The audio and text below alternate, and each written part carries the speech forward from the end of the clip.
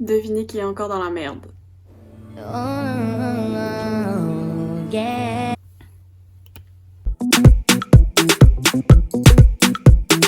Double X on the track, bitch.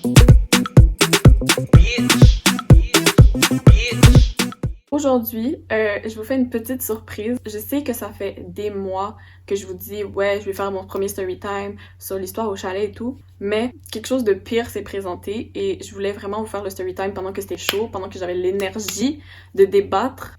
Donc aujourd'hui, à la place du story time du chalet, vous allez avoir comment mon ex m'a endetté de 1600$ avec Airbnb.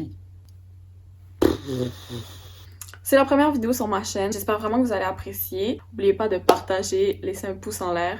And let's get on with the story time! D'habitude, toujours les problèmes. Il y a juste ça dans ma vie, les problèmes. On va commencer direct. Tout a commencé jeudi. J'étais dans une sortie, genre pour le cégep. C'était une sortie commerciale, genre c'est une fausse foire commerciale, donc dans le fond, toute la journée, ils m'ont demandé mon numéro de téléphone pour genre faire des faux achats. Au bout d'un moment, j'ai reçu genre 2, 3 appels, 4 appels d'un numéro que je connaissais pas. Donc j'ai pas répondu parce que je suis vraiment le genre de personne que comme si je connais pas le numéro, je réponds pas à part si j'ai déposé des CV il y a pas longtemps. Sinon je réponds pas. Je finis par recevoir des messages et le premier message c'est, je vais vous mettre les conversations. Le premier message c'est où sont mes clés en anglais. Je suis genre quelle clé? Et je réponds juste c'est qui? Et le gars il me dit parce qu'après j'ai compris que c'était un gars, il me dit your host. Comment on dit ça en français? Votre hôte. Donc là, automatiquement, j'ai pensé à Airbnb. Et pendant ce temps-là, il y avait un autre numéro qui disait, on va l'appeler Nathan. Nathan vous envoie une image, Nathan vous envoie une image. Donc là, moi, je pensais au début qu'il essayait de m'envoyer des photos par SMS, mais genre ça marche juste si t'as de la LTE et j'en avais plus. Donc je lui ai dit, s'il vous plaît, genre arrêtez de m'envoyer des photos, genre j'ai plus de LTE. Et là, genre je lui demande comme qu'est-ce qui se passe et il me dit, je trouve plus mes clés pour le Airbnb. Les problèmes.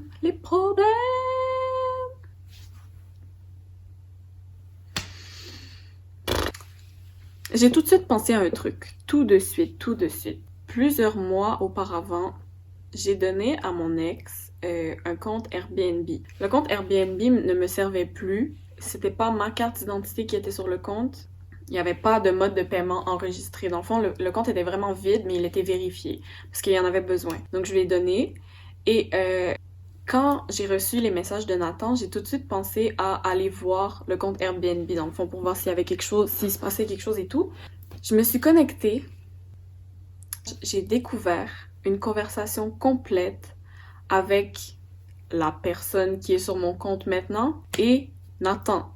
Et la conversation, en fait, vous voyez quand vous acceptez genre une réservation sur Airbnb, ben quand on accepte votre réservation, il commence par vous envoyer plein d'informations, genre telle chose est là, si vous avez des questions, ça c'est mon numéro, blablabla. Donc il y avait ce message-là au début, et après, il y avait les messages du genre où sont mes clés, et après, le Nathan commençait à parler de dommages dans l'appartement d'une valeur de 500$, et il a commencé à envoyer plein de photos.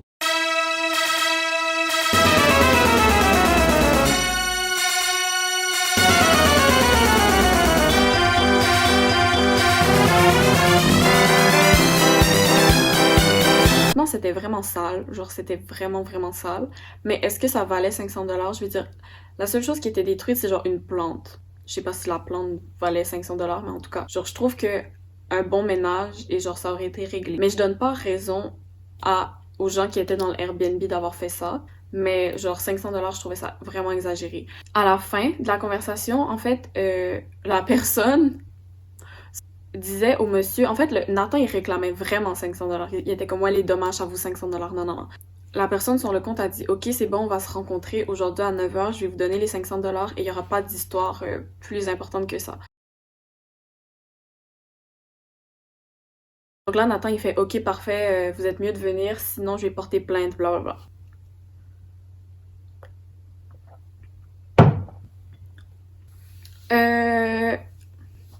Moi, je lisais tout ça et j'espérais juste que mon ex aille porter les 500$ à la personne parce que je me suis dit, j'étais pas à Montréal parce que le Airbnb est à Montréal. J'étais pas à Montréal pendant les dates de la réservation. C'est pas à moi de payer ça, blablabla. Et en plus de cette réservation-là, il y en avait une autre avant ça et il y en avait une à venir. Celle avant ça, elle a l'air de s'être bien passée. La personne n'a pas dit qu'elle voulait de l'argent pour des dommages, quoi que ce soit. Mais bref, celle à venir, retenez bien qu'il y en a une qui s'en venait, ok? Moi, au début, je savais pas trop quoi faire et tout, et je me suis dit, ok, je vais attendre 21h. Si vers 21h30, 22h, Nathan répond des messages du genre, vous êtes où, vous êtes pas là, je saurais que la personne n'est pas allée porter les 500$. Je dis la personne parce que, en fait, je vous ai dit, j'ai donné le compte à mon ex. Mais après, est-ce que lui, il l'a donné à quelqu'un d'autre ou c'était vraiment lui? Ça, je pourrais jamais le savoir. C'est pour ça que je dis la personne, mais genre, vous comprenez. Il est 21h30, je reçois pas de message. Donc, je me dis, il est allé porter les 500$. Mes problèmes sont finis. J'ai juste à changer le mot de passe du compte, le fermer. Non, non, non, non, non, non. À 22h, 22h30, j'étais en train de faire une sieste. Ma mère me réveille et elle me dit, Maïni, il y a 700$ sur ma carte qui sont passés pour Airbnb. Ma carte de crédit.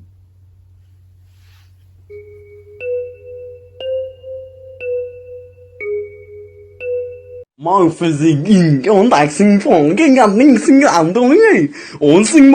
au début, directement, ce que j'ai pensé, c'est que la personne n'était pas allée payer les 500$ pour les dommages du Airbnb et que Airbnb a juste fait, ok, ben nous, on va les prendre sur la carte de ma mère. Mais vous vous rappelez, je vous ai dit que j'avais pas enregistré de mode de paiement sur le compte. Donc, je comprenais pas trop comment Airbnb avait trouvé la carte de ma mère. J'ai trouvé ça vraiment bizarre. Finalement, ma mère a dû faire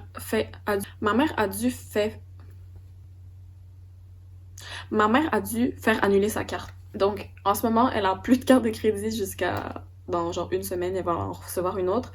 Et sa banque a accepté de annuler la transaction avec Airbnb et a mis ça comme de la fraude. Elle allait pas payer ça, là, genre c'est pas sa faute. Mais je me sentais tellement mal, c'est genre... Si j'avais pas été in love de cette personne, on n'en serait pas là du tout. Mais j'étais juste vraiment contente qu'elle ait pas à payer. Moi, je continue à fouiller sur le compte parce que je trouve ça bizarre que Airbnb a réagi aussi vite en prenant l'argent aussi vite. Genre, je me dis, il y a quelque chose qui cloche. Je fouille sur le compte et je vais voir la réservation à venir. Je me dis, je vais pas laisser une autre réservation à ces gars-là, ce gars-là, je ne sais pas. Imagine, il fait encore de la merde. Moi, je me prends pas un Nathan partie 2 du tout. Genre, la réservation à venir de 4 nuits, était de 700$.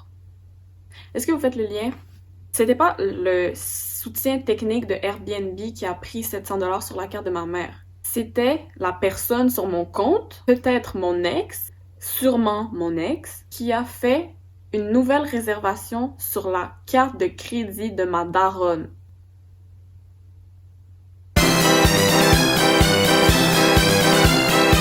Bon, là, vous allez me dire comment il a eu la carte de crédit. Moi, j'en ai aucune idée. Peu importe à quel point je suis en amour avec quelqu'un, je ne leur donne pas la carte de crédit de ma mère. Il y a quand même des limites. Par contre, sur ce compte, il y a longtemps, pour un jour fêter ma fête, j'avais déjà rentré la carte de crédit de ma mère et je lui avais envoyé les fonds. Mais j'ai jamais sauvegardé ça comme mode de paiement parce que je m'étais dit, je vais pas la réutiliser, donc ça me sert à rien de garder ça sur le compte. Je sais pas comment il l'a retrouvé, en tout cas. Et dites-vous, pendant tout ce temps, j'étais là à lui envoyer des insultes, des menaces. Loki, il pourrait me poursuivre parce que je l'ai clairement menacé, mais genre, en tout cas, bitch, please, Lamborghini Kid. Automatiquement, je regarde la réservation et je comprends que c'est la réservation qui est passée sur la carte de ma mère. Je lui dis, ouais, il y a quelqu'un sur mon compte. Ils ont pris ta carte et c'est ça le 700$. C'est pas le soutien technique de Airbnb qui a fait, vous voulez pas payer, on prend. C'est vraiment une autre réservation. Moi, j'ai appelé Airbnb à 2 reprises. Mais genre, le problème avec le soutien technique de Airbnb, c'est que de 1, c'est dur de trouver leur numéro sur Internet. Et de 2, c'est toujours en anglais. Moi, j'ai quand même un bon anglais, mais j'avais beau leur parler, on aurait un peu dit que je parlais à un mur. Ils étaient pas trop compréhensifs. Et j'ai appelé une première fois pour expliquer la situation. Ils ont dit, OK, on va monter ça à nos supérieurs, blablabla. Et là, j'ai dit, OK, mais moi, j'aurais des nouvelles quand? Ils ont dit, ouais, ça serait par email. Là, j'ai dit, OK, mais... Et ils m'ont dit, ah, on sait pas. OK. Donc, ma mère, elle me dit, Maïni, rappelle pour faire fermer le compte. Comme ça, genre, on est sûr que ça réarrive plus. Je les ai appelés pour faire fermer le compte, mais genre, il y a plein de choses qui ont changé sur mon compte, dont le numéro de téléphone. Parce que après que Nathan m'ait contacté jeudi, et que je sois allée texter l'autre pour le menacer et lui dire « T'es sérieux, tu me mets dans la merde, pourquoi tu l'utilises, blablabla. » Le numéro de téléphone, après, sur le compte, a changé. Donc, c'était plus le mien, c'était genre le numéro de quelqu'un, je ne sais pas qui. La madame, au bout du téléphone, m'a bien fait comprendre que elle avait plus de preuves. Elle avait plus de preuves que genre c'était mon compte, donc elle pouvait pas le fermer. Donc là, dans la nuit de vendredi à samedi, je vais consulter mes emails pour voir s'il y a un truc nouveau, voir si je dois commencer à me préparer à aller en prison. Je vois un email de Airbnb. En fait, il y en avait plusieurs. C'était genre, oui, on a envoyé votre cas à notre équipe, genre des formalités. Et il y en avait un qui disait, Nathan vous demande 974 $.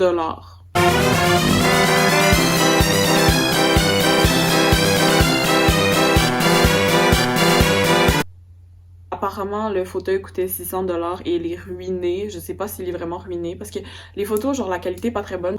Ça a juste l'air sale. Genre, on dirait juste que comme avec une bonne femme de ménage, ça peut être réglé.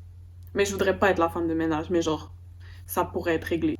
300 $ pour des trucs tachés d'hiver. Mais les trucs tachés d'hiver, c'est genre des serviettes sales. Donc, je comprends Nathan de vouloir une certaine somme d'argent, mais 900 $ maintenant? Alors tu voulais 500, maintenant tu veux 900? Et il a fait ça par l'entremise de Airbnb. J'ai vraiment eu peur à ce moment parce que je savais que mon ex, il allait pas payer. C'est sûr, là. À aucun moment, je me suis dit, il va payer ça. Non. En passant, il a nié avoir fait la transaction sur la carte de ma mère. Mais donc c'est ça, j'ai ouvert et en fait il y avait vraiment marqué Nathan vous demande 974 $ pour la réservation de temps à temps et genre vous avez le choix d'accepter, de payer ici ou de refuser ou il y avait une troisième option, genre laisser un message, mais moi j'ai bien appuyé sur refuser. Mais avant ça, j'ai vraiment eu peur, ok? Parce que Nathan genre j'ai cru qu'il allait me lâcher les baskets dès que j'allais dire que je m'étais fait hacker. Parce que je lui ai dit, ouais, je me suis fait hacker. Genre, quand j'ai vu toutes les conversations sur Airbnb, je lui ai dit, je me suis fait hacker. Et il m'a jamais répondu. Donc là, genre, je vois 974 $ que je n'ai pas. Je lui ai écrit un message par texto et je lui ai vraiment, genre, plus expliqué en détail. Et je lui ai dit, ouais, moi, je vais au cégep, j'ai tel âge, je suis une fille. Je vais au cégep dans une autre ville, je n'étais pas à Montréal. C'était du lundi au jeudi. Et moi, genre, du lundi au jeudi, ben, j'ai des cours. Je peux pas être en train de faire je sais pas quoi à Montréal dans un Airbnb. Je lui ai dit, je sais pas si vous allez me croire, mais genre, j'ai des transactions. En plus, je suis vraiment chanceuse, j'ai des transactions à la coop de mon cégep du lundi au jeudi. Donc, genre, si c'est pas la preuve que, genre, j'étais dans mon cégep, dans une autre ville, je sais pas ce qu'il y a de mieux comme preuve. Que ouais, je m'étais fait hacker depuis un certain temps par Airbnb et que je les avais prévenus, mais genre, il s'était rien passé. Et que j'étais vraiment désolée pour lui, mais que comme je pensais pas que c'était à moi de payer parce que j'ai rien fait. Après, je lui ai dit que s'il voulait m'appeler, juste à me prévenir avant parce que, genre, je déteste les gens qui m'appellent sans me prévenir. Je déteste être au téléphone. Genre, je peux t'adorer, ne m'appelle pas. Non, ne m'appelle pas chérie, imbécile! Lui, ce qu'il m'a répondu, il m'a dit ok, mais genre renvoie-moi ce message-là sur Airbnb, comme ça eux aussi ils auront la preuve que t'as fait des démarches pour genre me contacter. Là j'ai dit ok, je l'ai renvoyé sur Airbnb, la même chose. J'ai dit hey, maintenant c'est vraiment moi genre qui vous parle et après j'ai renvoyé mon message. Là moi j'ai tout expliqué à ma mère. Elle m'a dit, fais-leur croire qu'on va aller voir la police. Là, j'ai dit, pourquoi? Elle m'a dit, je pense que ça va les calmer. Parce qu'il y a beaucoup de gens, en fait, ils font des trucs de Airbnb, mais genre, à la fin de la journée, les profits qu'ils font, ils les déclarent pas à l'impôt, genre. Donc, elle m'a dit, je pense que si tu dis que tu vas aller voir la police, le gars, il va se calmer un peu. Donc, je lui ai dit, ouais, honnêtement, je pense aller voir la police parce que je sais pas ce qui se passe et genre, moi, je vais pas vous payer. Donc là, depuis, j'ai pas de nouvelles. J'ai refusé la demande du 974, j'ai réécrit la même chose, j'ai dit je me suis fait hacker, c'est pas à moi de payer ça. J'ai prévenu Airbnb, ils ont rien fait. Je paye pas 1000 $. 1000 $ pour un Airbnb où je suis pas allée. Mais si jamais je suis obligée de payer pour X raison, je vais ouvrir un GoFundMe. N'hésitez pas à faire des dons ou partager la vidéo en masse pour que je puisse financer mon emprisonnement. Voilà. Et si jamais il y a des updates, ça va plus loin, je vais vous faire une vidéo partie 2. Fallait vraiment que j'évacue cette histoire parce que je suis vraiment fâchée. Là, on parle quand même de 900 plus 700 $, 1600 $. No bitch, no, I'm not doing this. Finalement, j'aurais quasiment préféré y aller au Airbnb. Comme ça, je me serais amusée, j'aurais eu du fun, et après, s'il aurait fallu payer, et ben là, ça aurait été vraiment de ma faute. Mais là, moi, je paye pas. Je paye pas. So that's it. J'espère que vous avez aimé le story time, qu'il est pas trop long. Je pense que j'ai résumé le plus possible. Et je vais vraiment essayer de vous mettre toutes les screenshots. Vous mettrez pause pour les screenshots parce que je vais les mettre vite fait. Là, je vais pas les laisser pendant 5 minutes. N'oubliez pas de liker, partager. J'ai un Airbnb à payer. Comme j'ai dit au début de la vidéo, si jamais vous avez des idées de vidéos, moi je prends. Laissez tout en commentaire. Tout ce qui va m'intéresser, je le fais. J'savais que ces fils de pute étaient pas prêts pour l'énergie que je projette. Le succès vient de la chute, ils ont pas le million mais ils se prennent pour des prophètes. J'ai grandi dans la rue, j'avais 9 ans, première fois que je suis au possède. Moi aussi j'aurais pas cru, fais pas comme si que tu voyais le potentiel. Ils disent qu'ils pourraient me stopper comme si qu'ils auraient voulu, mais qu'est-ce qu'ils auraient foutu, je le foutrais dans leur trou du cul.